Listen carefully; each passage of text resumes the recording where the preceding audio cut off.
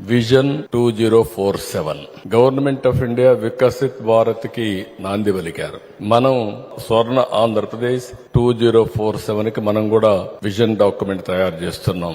మిమ్మల్ని కూడా కోరుతున్నాం, మీ నియోజకవర్గం ఏ విధంగా ఉండాలనో 2047 కి ఎమ్మెల్యేల నాయకత్వంతో ఒక విజన్ డాక్యుమెంట్ తయారు చేయండి. 5 సంవత్సరాలు ఏం చేయాలో మీరు ఆలోచించండి. అప్పుడు మీకు కూడా ఒక అవగాహన వస్తుంది. అది చరిత్రలో శాశ్వతంగా మిగులుతాం. ఓట్లేసిన ప్రజల్ని అన్ని విధాలా పైకి తేవడం కోసం ఏం చేయాలనో ఒక నిర్దిష్టమైన ఆలోచనతో మనం ముందుకు పోదాం. డబ్బులు లేవనేది గాని ఇంకోటి గాని నేను ఒకటే చెప్తున్నా, మీరు ఒక ప్రణాళిక తయారు చేయండి. ప్రభుత్వంలో ఏమున్నాయి మేము కూడా మీకు అవగాహన ఇస్తాం.